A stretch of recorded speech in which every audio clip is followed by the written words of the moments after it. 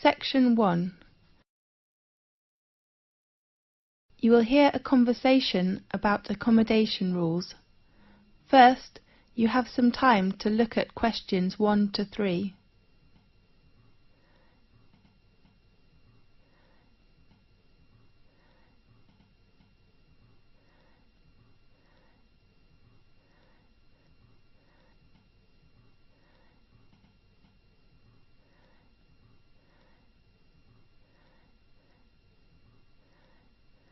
You will see there is an example that has been done for you.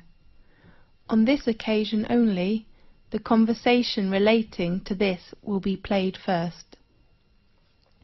Good morning, everyone. I'm your accommodation advisor. Well, firstly, welcome to Thomas House, which is one of the most popular accommodations in our university. I will give you an introduction about the house and answer your questions. The name of the house is Thomas House, so Thomas House has been chosen. Now we shall begin. You should answer the questions as you listen, because you will not hear the recording a second time. Listen carefully and answer questions 1 to 3. Good morning, everyone. I'm your accommodation advisor. Well, firstly, welcome to Thomas House, which is one of the most popular accommodations in our university. I will give you an introduction about the house and answer your questions. As you know, the building was constructed in the middle of the 18th century and was used by the family of Thomas. That's, of course, how the house and university got its name. We repaired it and added some new and modern facilities last year. Excuse me, advisor? Yes? What kind of facilities are there in Thomas House? There are 3 floors. A front hall and a dining room are on the ground floor. Does the house have a garden? Of course. And a garage? No. We don't provide parking lot to students. Okay. A small gym with some new equipment is on the 2nd floor. Does it have a computer room? No, I mean a leisure room on the 2nd floor, and you can find a comfortable lounge with a big balcony on the same floor. How about bedroom and bathroom? They are both on the top. How many students are there in one flat? 4 to 6. I wonder if I have to share a bathroom with others. No, we provide every student a bedroom and a bathroom. Great.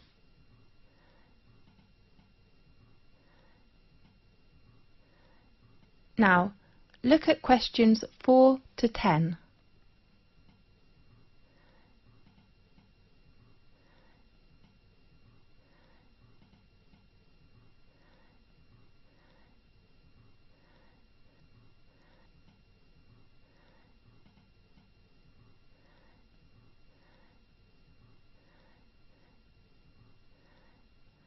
Now listen carefully and answer questions 4 to 10.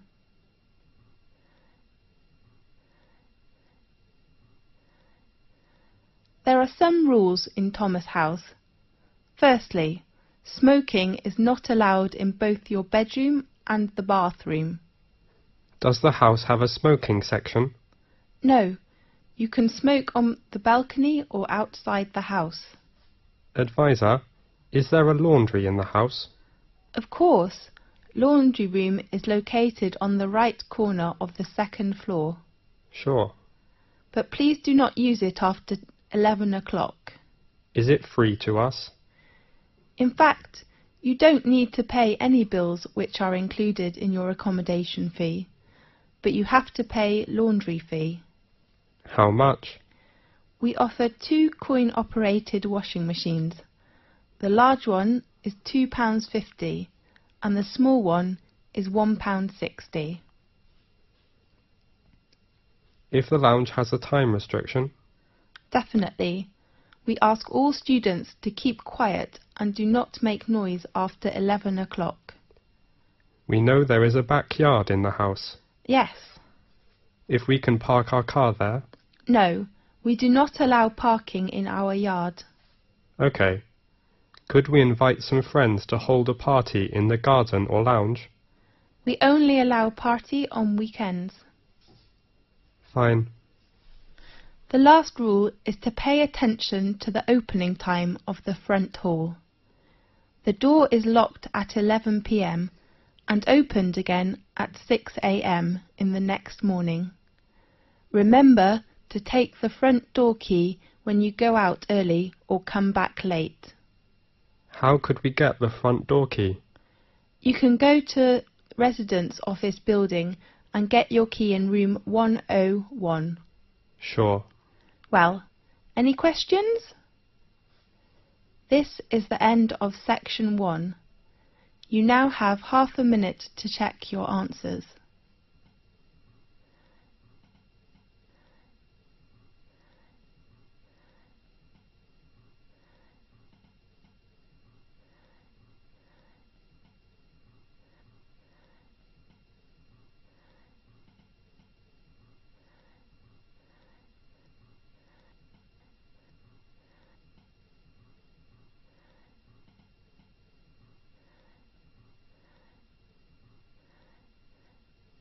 Now turn to section 2. Section 2. You will hear an introduction about sports matches. First, you have some time to look at questions 11 to 17.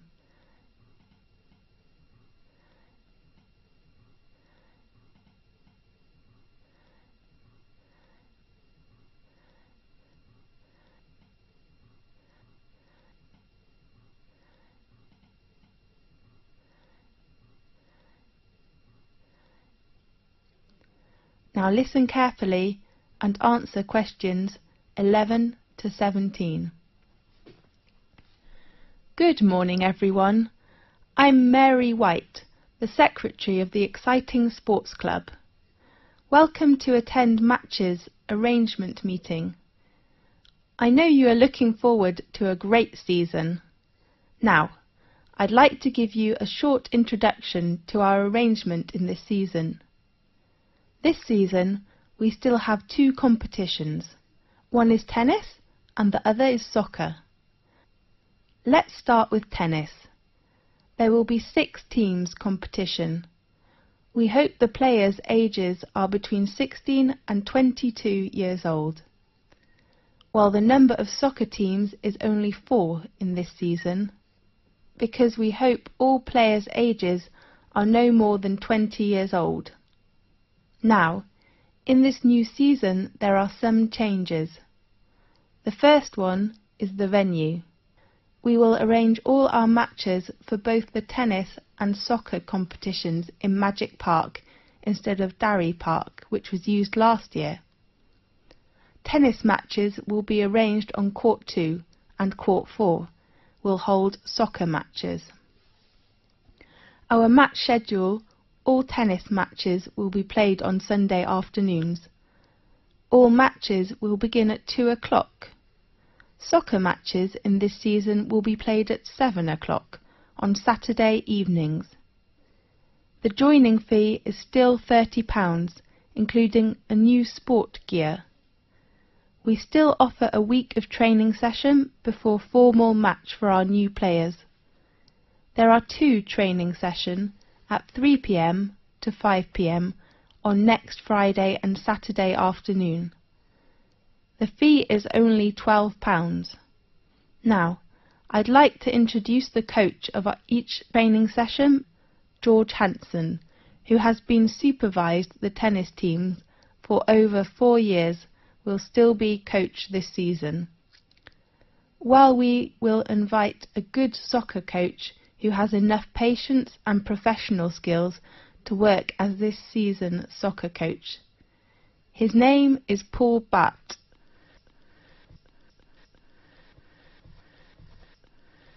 Now, look at questions 18 to 20.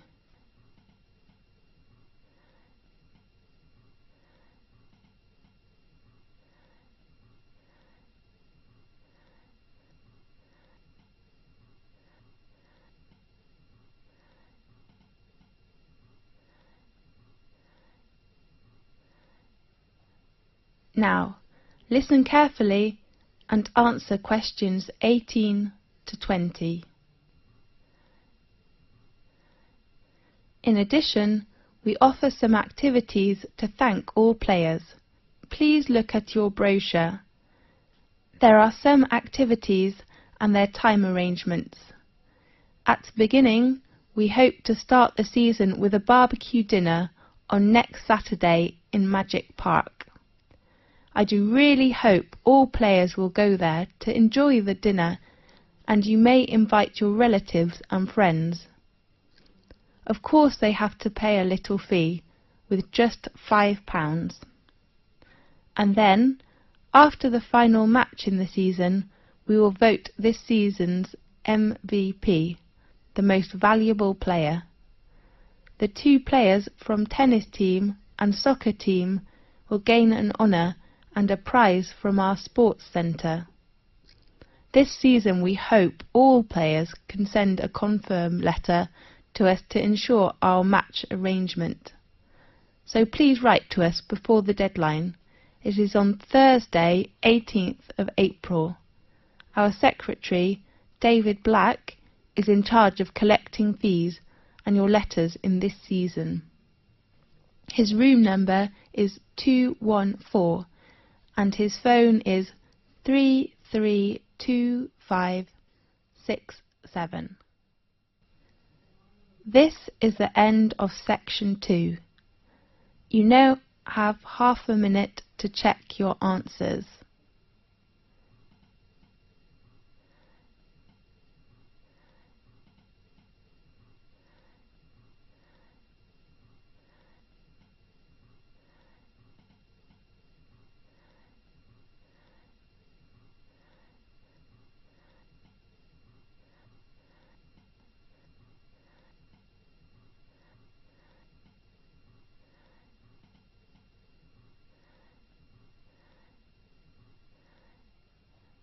Now turn to section 3. Section 3. You will hear a conversation about a student thesis. First, you have some time to look at questions 21 to 24.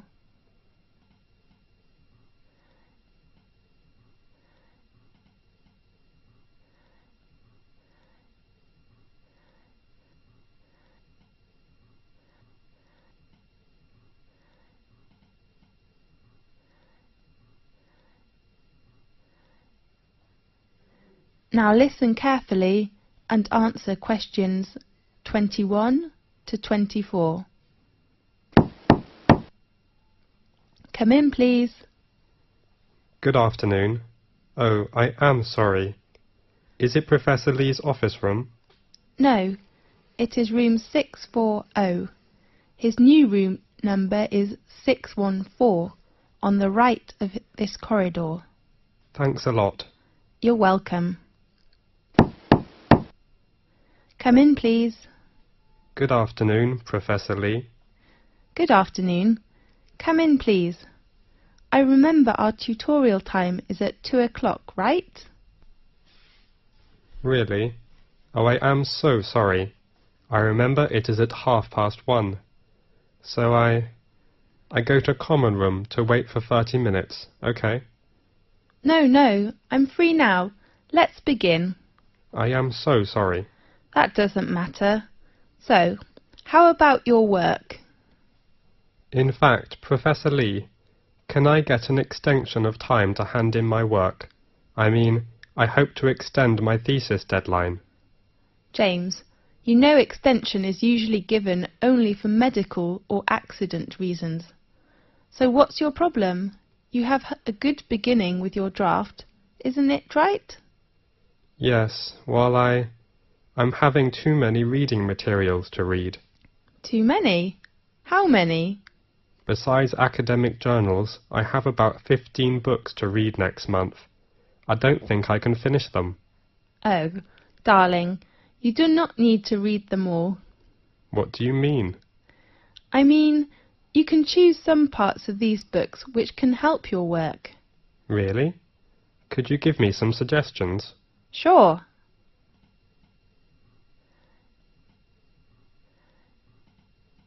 Now look at questions 25 to 30.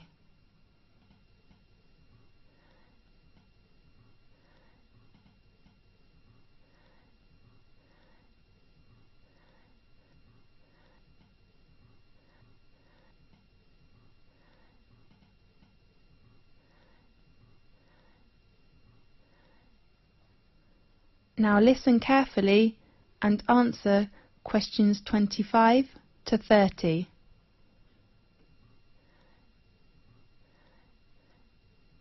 Do you bring your reference book list? Yes, I take it. Let's see. First, the book by Bayer. I think it is really worth reading. Read it all? Yes, the topic of the book is nearly the same field with you. OK, I'll read Bayer's book. The next author is Oliver. I heard that his argument is very strong, but the book is a little difficult. You are right, but I still recommend you to know about his argument, which will give you a lot of help. Fine. Do you think I should read Billy's book? About Billy. I have to say his work is very good, especially his research method, but you do not need to read it now. Right. The last author is Andrew. How about his book? In my opinion, the one by Andrew says the research findings.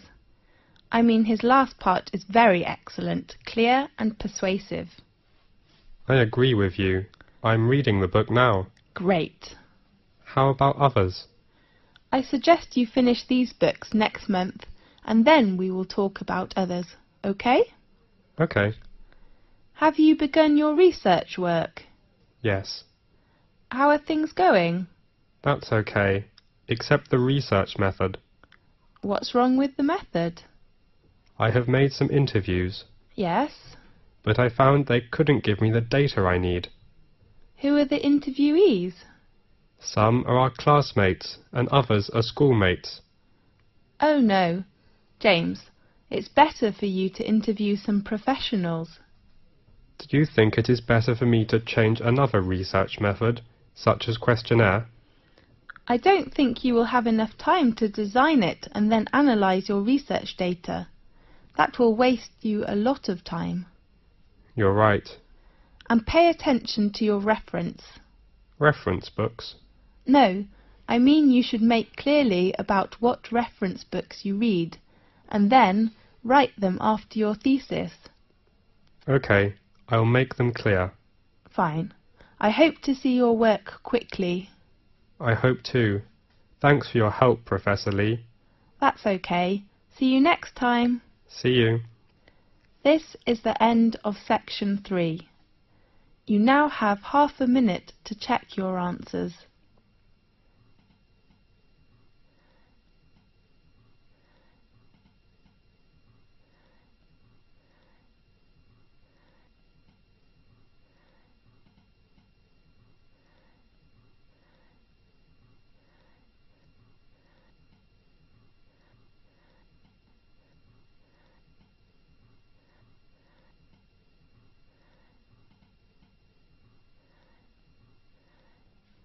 Now turn to section 4. Section 4. You will hear a conversation about astronomy. First, you have some time to look at questions 31 to 40.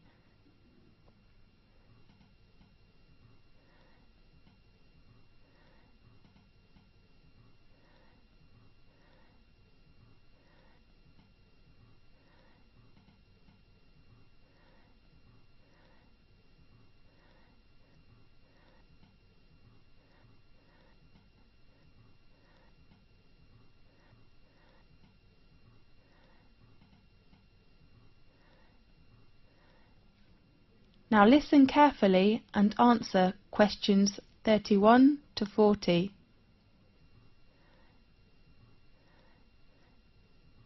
This is Magic Time from the BBC. I am Faith. In today's programme, we invite a Professor of Astronomy. Welcome, Lewis. Thanks a lot, Faith. What magic information will you introduce to us? We all know the Leonidas in August are coming, so today let's talk about meteors. Good topic. At one time or another, almost everyone has glimpsed a swift little streak of light dashing across the night sky. Nearly everyone makes wishes when they see them, and blame both good and bad luck on their presence. Yes, these sudden celestial visitors are meteors. We often call it shooting star. The glowing trails are caused by the incineration of a piece of celestial debris entering our atmosphere. Many meteors are quick flashes, but some last long enough for us to track their brief course across the sky. Right. Now and then a meteor truly will light up the night, blazing brighter than Venus, although rarely, even brighter than the moon, leaving in its wake a dimly glowing trail that may persist for minutes. Lewis, can we see some meteors every night in 1 year? Yes. Under a dark sky, any observer can expect to see between 2 and 7 meteors each hour, any night of the year. These are sporadic meteors. Sporadic meteors? Yes. Their source bodies, meteorids, are part of the dusty background of the inner solar system. Several times during the year, Earth encounters swarms of small particles that greatly increase the number of meteors. The result is a meteor shower, during which observers may see dozens of meteors every hour. Concentrations of material within the swarms may produce better than average displays in some years, with rates of hundreds per hour, and were treated to a truly amazing display in which thousands of visible meteors can be seen for a brief period. The phenomenon is called meteor storms, which are more magnificent than meteor showers. Aha! That's wonderful! Definitely. The meteors that appear during a meteor shower seem to come from one point in the sky. This illusion is an effect of perspective, just as a roadway seems to converge in the distance. Usually, meteor showers get the name of the constellation from which the meteors appear to radiate. Such as during the Perseid shower in August, meteors seem to streak from a point in the constellation Perseus. When is the biggest meteor storm? According to records, in 1833, a storm of 60,000 meteors an hour shocked the world. 60,000? That's unbelievable!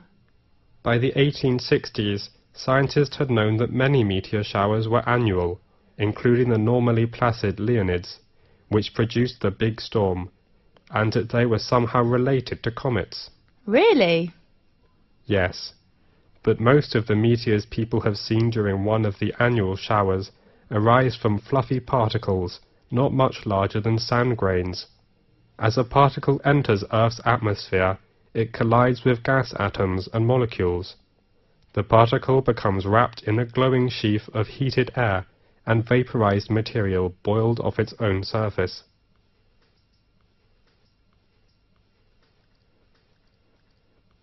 Whether meteor is very near to us when it appears?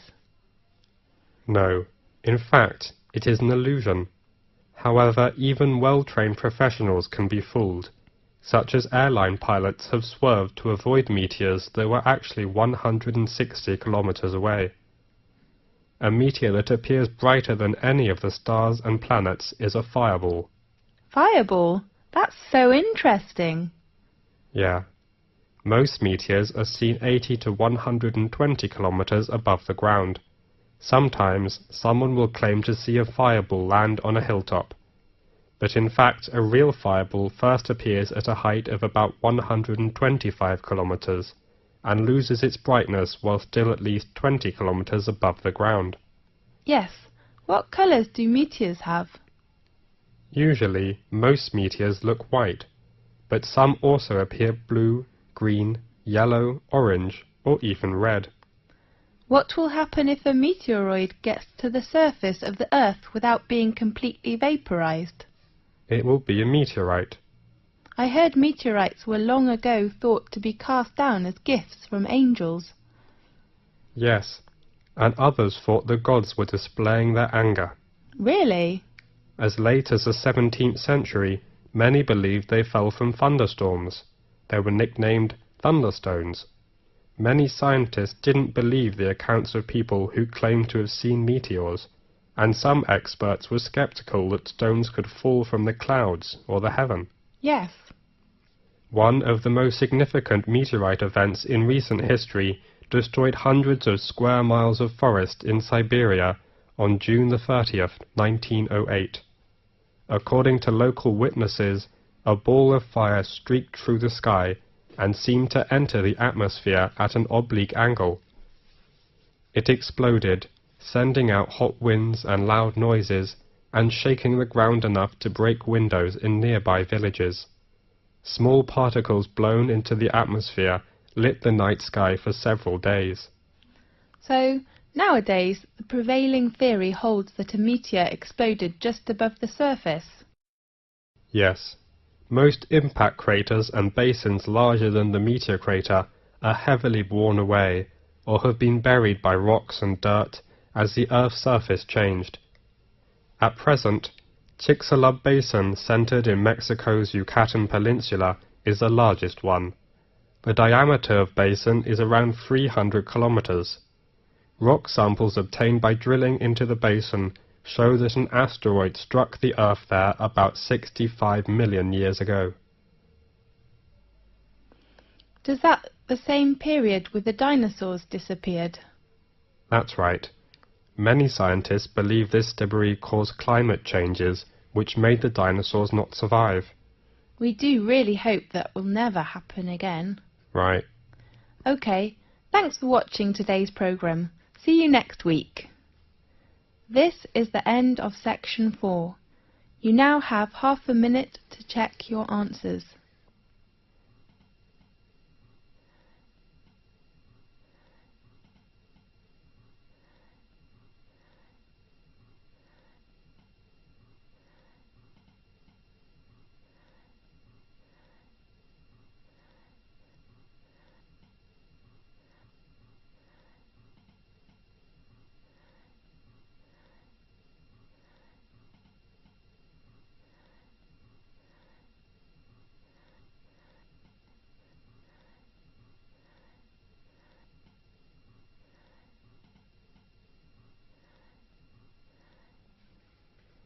This is the end of the listening test. You now have 10 minutes to transfer your answers to the listening answer sheet. Please wait for the answers.